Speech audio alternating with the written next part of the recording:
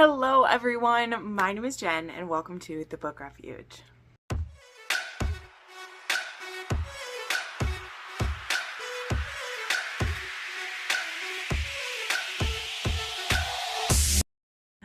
Alright friends, welcome to another weekly wrap up, and I believe we're at week 39 because the months just don't slow down. That's how it goes. Today I'm really excited to share another product with you guys. I feel like I've had a lot of that lately, but honestly, I've just been a little bit more like just go for it with some things than I have before. And one product that I really love, which I have shared it with my patrons a lot because I was buying it for myself. And then there was an opportunity to become an ambassador and get an affiliate link with them. And literally, I didn't think I would get it because it has nothing to do with books, really. It's a food item. It's a food item, I'll just tell you that. And I was like, there's no way that I'm going to get an affiliate link with them. This has nothing to do with books. But guess what? I did. And so I'm going to do a real quick taste test and unboxing of my order of Nerdy Nuts. Okay, so Nerdy Nuts I discovered through straight up through a Instagram ad. It showed up. It's a local, not super local, but it's a South Dakota business, and they make these small batch peanut butters that are in, and there's a few other nut butters, but they are mostly peanut butter. And they have these amazing flavors. And actually the first time I ordered some was near Easter. And it's funny because they have my favorite flavor just back in stock right now. And this one is carrot cake. I also have another jar of this that was a mystery flavor to me. They had mystery flavors that were only $12.99 a jar. Their jars range from $12.99 to $13.99. So there's not, wait.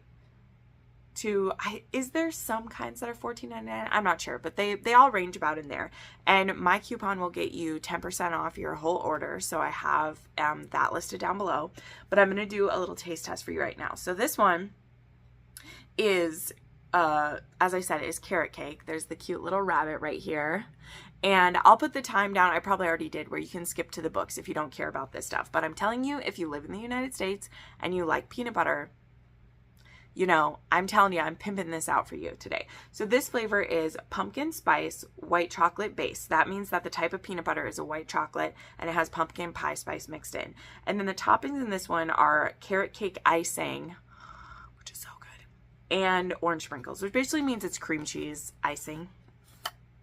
So yeah, because too this was in my mailbox for a day, it is a bit meltier. You can choose to have it packed in ice when it comes to you. So it doesn't look as pretty as it sometimes does, but I promise you it's still good. Like, here we go. There's a chunk of the icing on top of this. And the sprinkles, like seriously, my mouth is salivating. I'm gonna get a little taste of this. This is so good.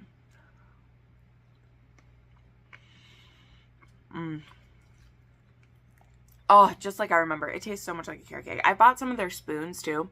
They're these huge like spoons to eat it with. So this type of one, I've used this to like dip fruit into. I have put it on top of ice cream. But you can even put, like, this one is one of the like smoother ones. I have put it on top of a cinnamon bagel before, which was really good. But I won't have too much of this one because we have other ones to try. But this flavor is so amazing. And tonight, which I'm filming this on a Sunday, tonight they have their first Halloween themed ones dropping, and there's one called Scaredy Cat, which has a dark chocolate base and it has Kit Kat pieces in it. It looks so good.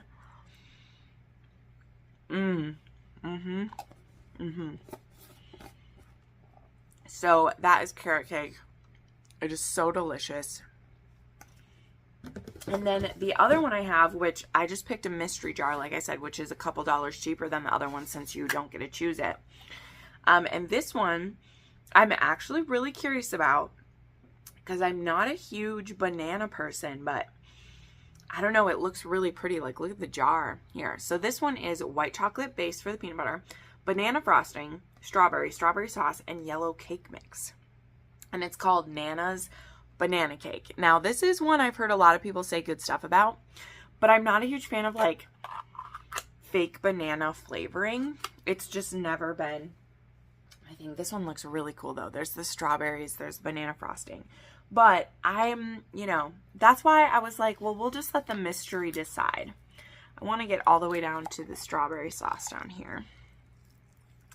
So I'm going to do a big pull of this one. Let me get some of that strawberry sauce. So there's some of the strawberry sauce, some of the banana frosting, and one of the strawberries in my bite here.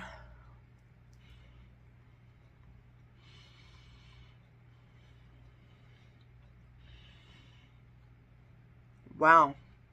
It does have a very heavy banana flavor, but somehow manages to taste pretty fresh flavor, banana. And the strawberries. Holy crap. Wow, this one's fascinating. So yeah, the ones that are like too thick and tasty to like spread on toast or eat with stuff, that's why there's a big spoons you can buy for it, right? Wow. Wow, that's really interesting.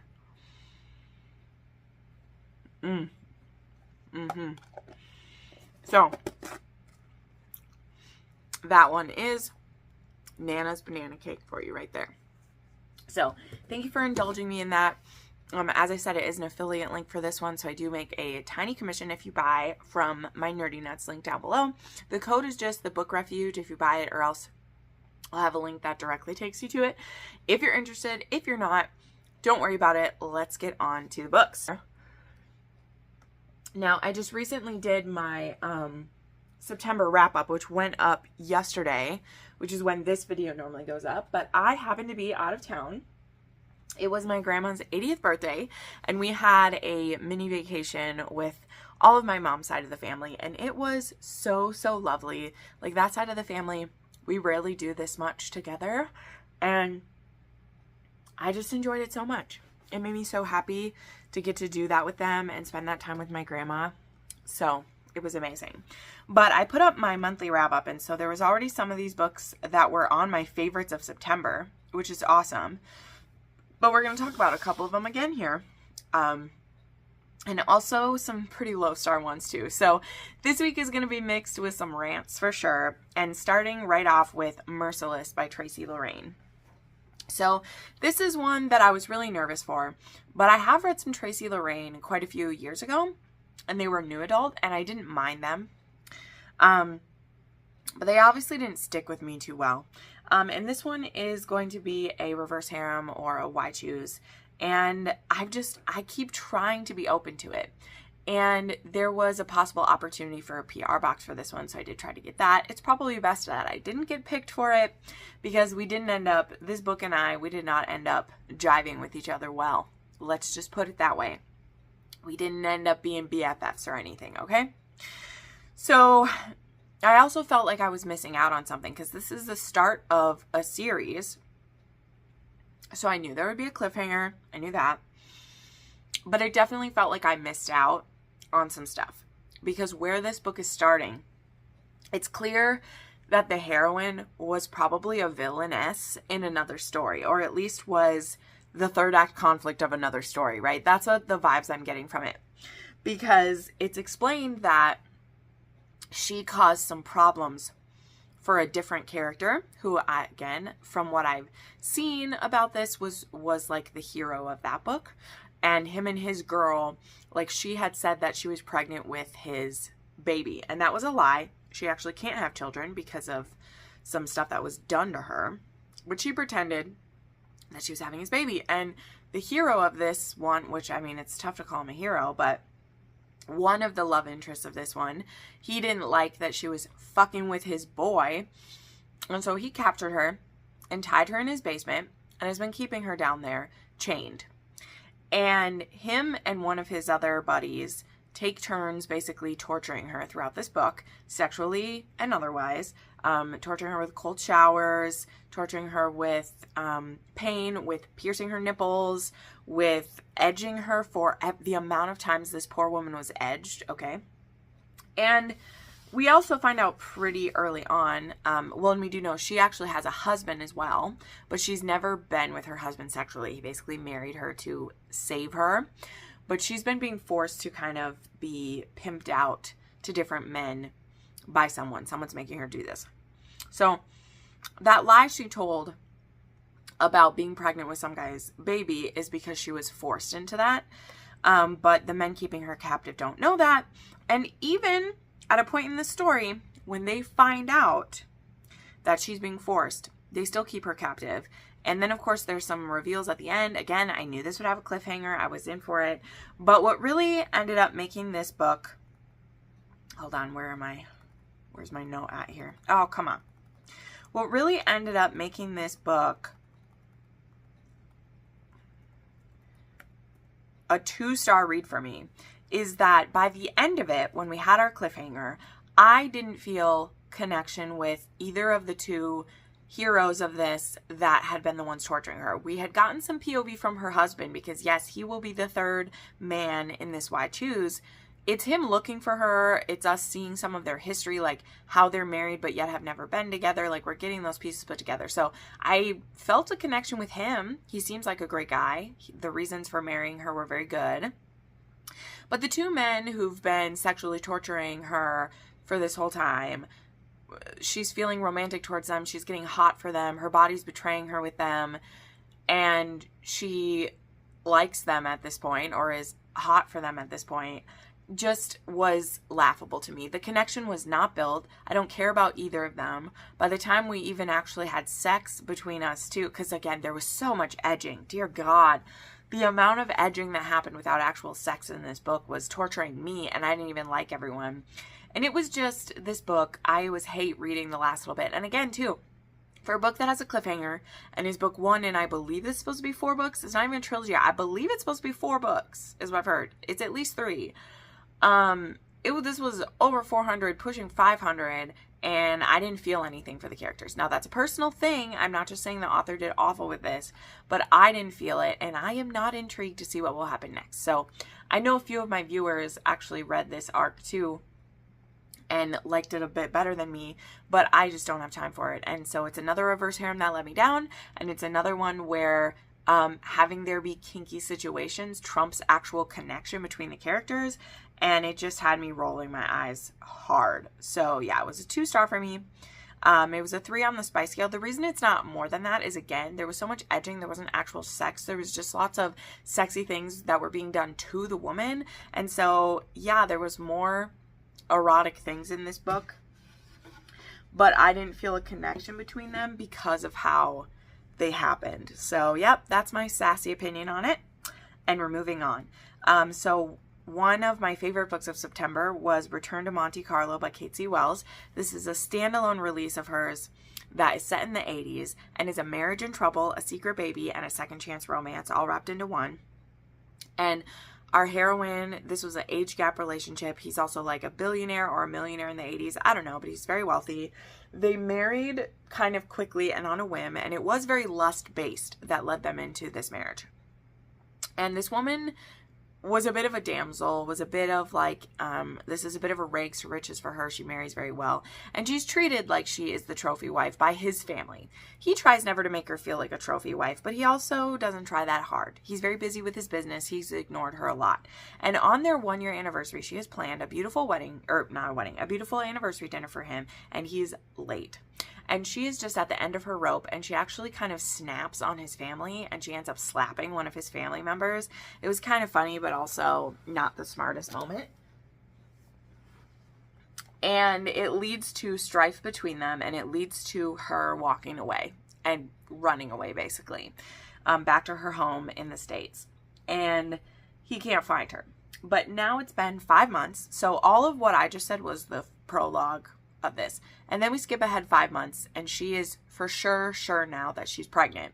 She at first wasn't sure, and then she was nervous about contacting him. But the first we see of her again 5 months later is her reaching out to him. So as far as it goes, how I feel about secret babies, like this was an okay scenario, because we don't see this long period of angst where she's not telling him. She isn't even sure that she's pregnant right away, and then she's telling him. And just from one phone call she makes home, he's able to figure out where she is, and he immediately rushes to find her. And when he realizes she's pregnant, he strong arms her by threatening her family into her coming back with him. And so she's returning to Monte Carlo, but she's doing it with her heels dug in and with the gloves off. She is not the same woman that she does before. And even though the sexual connection that they've had from the beginning is still there, she is emotionally like checked out, and he doesn't know how this happened, or he didn't realize she was unhappy. He didn't know any of these things because she didn't say. And so if you can't tell, this is reminding me a lot of Run Posey Run. It gave me a lot of Run Posey Run vibes. It isn't a dark romance. Their sexual relationship does have some CNC in it. They do really enjoy rough sex. And I really like how Casey Wells examines that as well, because our hero, he finds that very disgusting in himself, that he likes to be so rough with his woman. And so it leads to some interesting scenarios because, of course, she's completely into it and just wants it. So it was very interesting how some of that played out. So I adored this book so much, and you can hear even more of my gush about it in my monthly wrap up, but I gave this one 6 stars. It was a favorite of the month. It's a favorite of the year. It was a 4 on the spice scale. As I said, it does have a scenario of dubious consent, but it mostly has either like CNC or like rough sex for them. And I really loved it. And it's also a shorter book too, and she just does so much with fewer pages. And I love that. So absolutely enjoy that. Next, I read Worth It All by Claudia Connor. And this was the 3rd book in the McKinley Brothers series, which I read this whole trilogy, plus the novella, the HEA novella in September. And it was so wonderful. It really, really was. Now, this one, again, I still love the first one the most. That was a 6-star read. It was fantastic. And books 2 and 3, I've liked a little less, just because I was so enamored with Matt and Abby. But we do get to see some Matt and Abby in this one, and I believe that they've been together like 10 years in this one too, which is just really cool to hear how they're going. So this one is about JT, who is the youngest McKinley brother, and he's living on the other side of the country from his family. He is a amputee. He was in a car accident when he was 19. And he just couldn't bear to be around his family. There was some drama with his ex-girlfriend that revolved around this accident as well, which I don't want to spoil it, but it was very intense for him. And he's just kind of felt ashamed and like out of place with his family now, which is very sad because like we know he has such a loving family and they just want him home and to feel loved. But he has now met this single mom named Paige who has a little girl who's also missing part of her leg. Now, she's been missing it almost since birth, like it happened very, very young. And they happen to meet each other. And he falls, of course, not only for the mother, but also for this little girl. And he wants to make her a prosthetic that she's very proud of and that she loves and that she's excited to wear to kindergarten when she starts.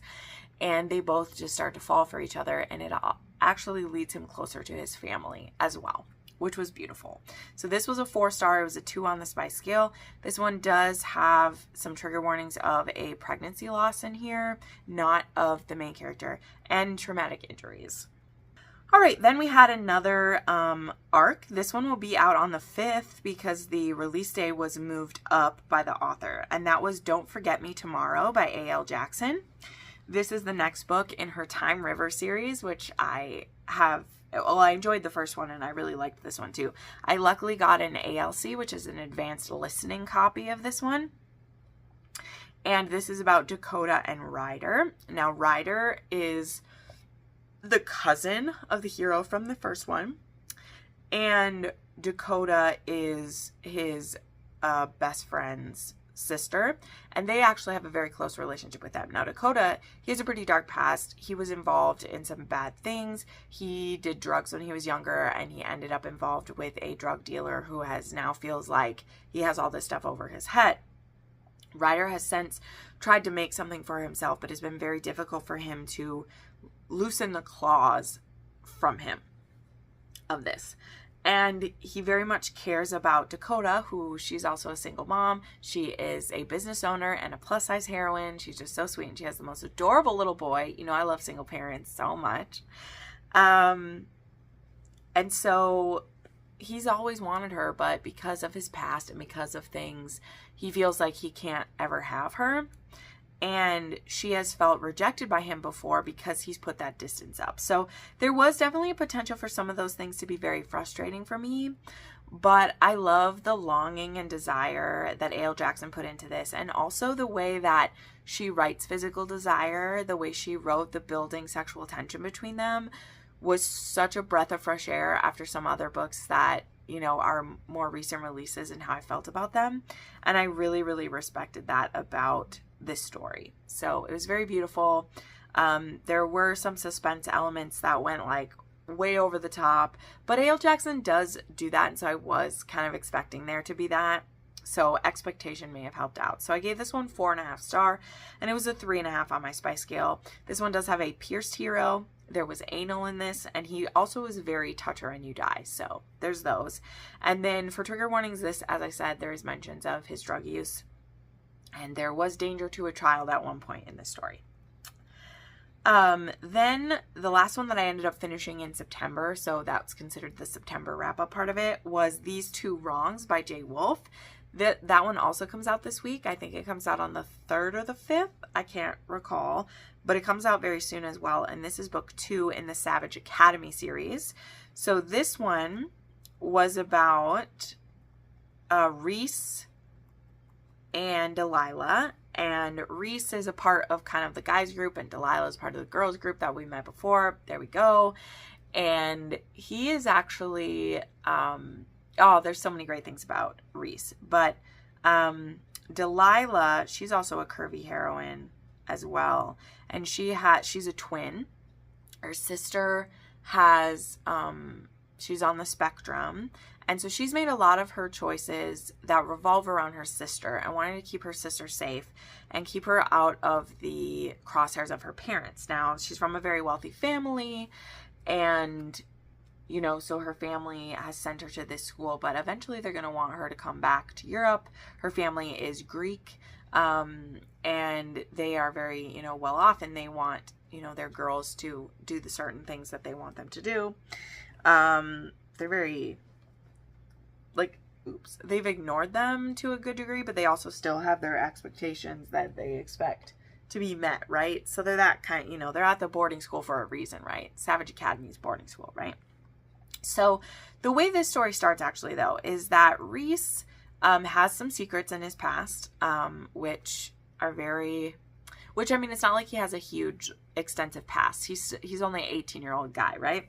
But he ends up getting offered some money to keep Delilah busy. He's not offered to sleep with her, but he's supposed to keep her busy so that another one of his, like, flatmates can have a chance with Delilah's sister, because Delilah is very protective of her sister, and this guy wants a chance with her. And Reese doesn't really give a shit if this guy gets a chance with the girl, but he does find Delilah kind of interesting, and he does need money for something.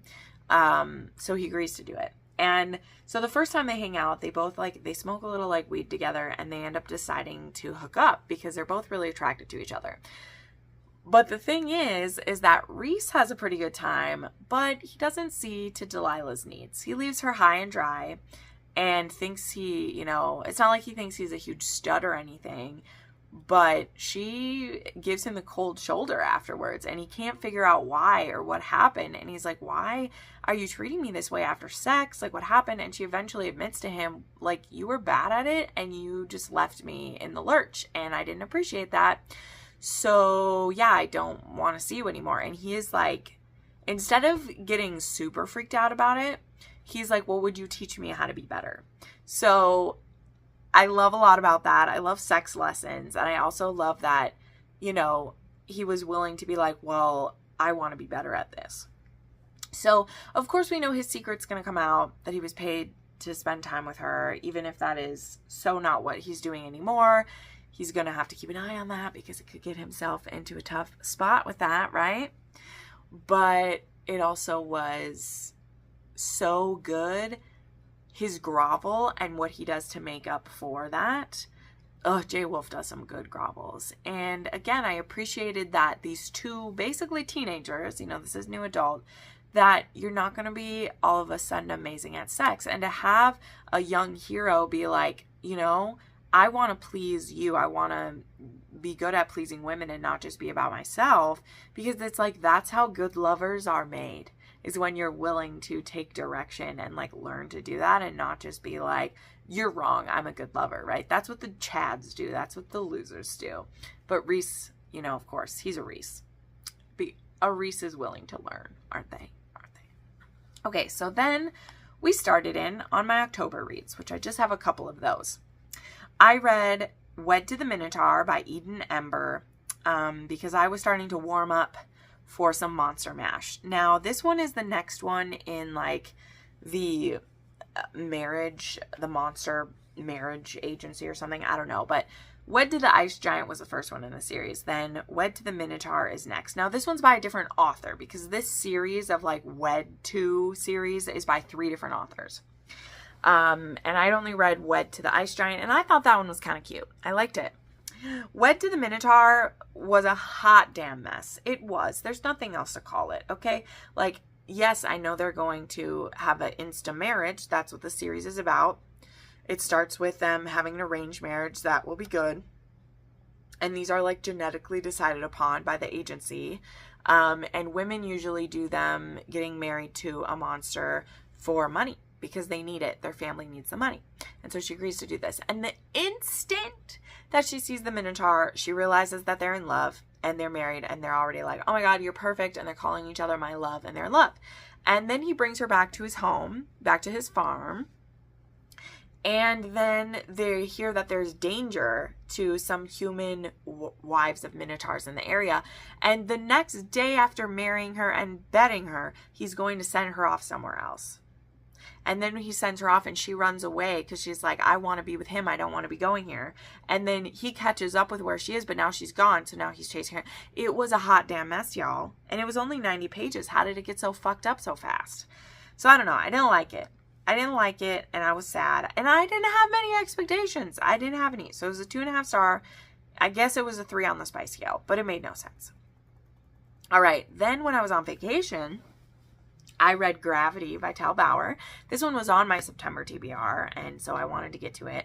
And I figured this would be a good one to read on vacation, and I was right. It was so swoony. Steph Bohrer writes some of the swooniest romance today. I'm just telling you, it was achingly sweet. Now, there's a lot of angst sprinkled in because you have these men who are either like not sure about their sexuality or they're afraid of messing things up, and it just twists your guts up because you just want them to be bold and say what they want because you know that the other person is feeling it too, but it just like squeezes your guts so tight. And that was the case with this one. This is Hunter and Bryce, and they are both players. It starts with them on different teams. Hunter is actually a huge fan of Bryce. Like, Bryce is his hero. He's been watching him play hockey, and like he's the reason he plays hockey. But Hunter's on a very bad team, but he ends up getting invited to an all-star game, and so he gets to meet Bryce in person. And it turns out Bryce has become a fan of Hunter's as well. He's been watching him play, and he thinks that he's so good. And so they have this great couple of days together in Vegas, like becoming friends. And then Bryce, who's never been with a man before, but he's felt the attraction there, he makes a move on Hunter. Now, Hunter doesn't know what to think because he's never kissed a man before. He hasn't even been with that many women either, but he's never kissed a man before. And here's his idol who is kissing him. And so Hunter doesn't know how to react. And Bryce, of course, immediately takes that as rejection, kicks him out of his hotel room, and now goes on a losing streak that is tearing his team down. And so what really gets the story going is that Bryce's team, they trade for Hunter because they think having Hunter on their team will help. Does it? Well, you'll have to read to see.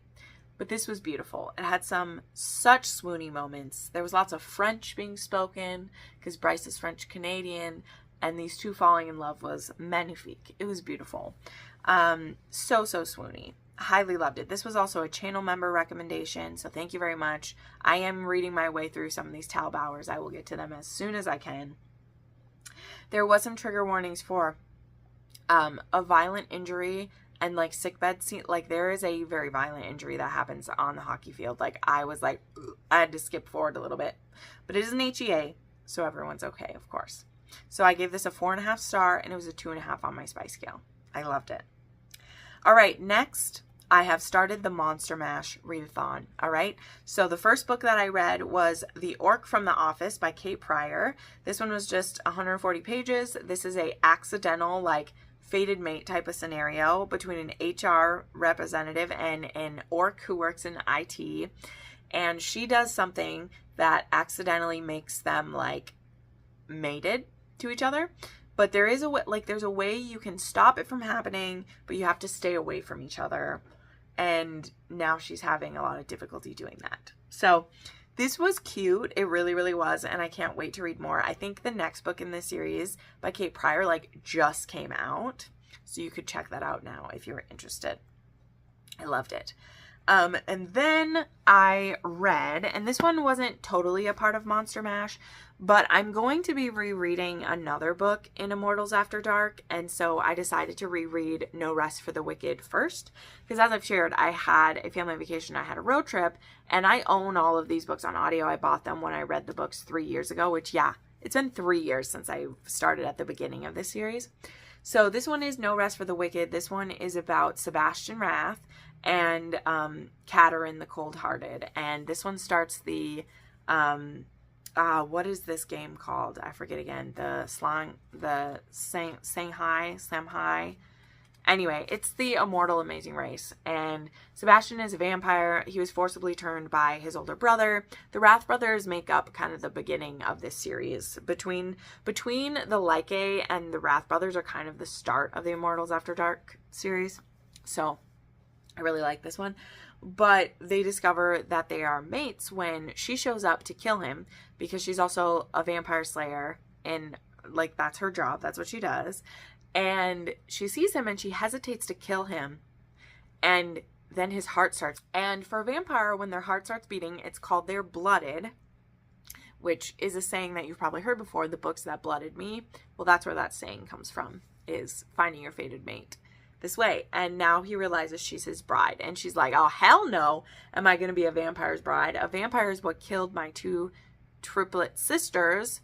She's the only one left. And she absolutely hates that. But she couldn't kill him either, because guess what? She also is his fated mate, right? So, yeah.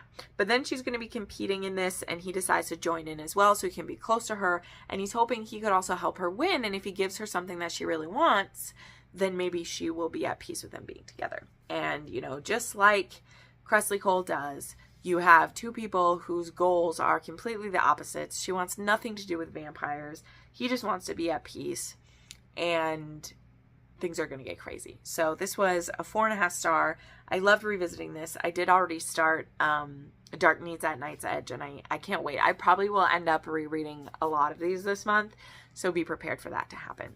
So thank you so much for watching, my friends. It means so much to me whenever you show up. It will now be 2 weeks until there's a weekly wrap up. Next weekend I will be gone again, and instead of putting up a late video, we'll just do 2 weeks later, we'll have a double wrap up. Now, as I said, if you're interested in nerdy nuts, I know, check out my links down below. There are so many fun flavors, and I really think you'll enjoy them. And if you don't, it's totally fine. Of course, nobody's forcing you to check it out, but do yourself a favor.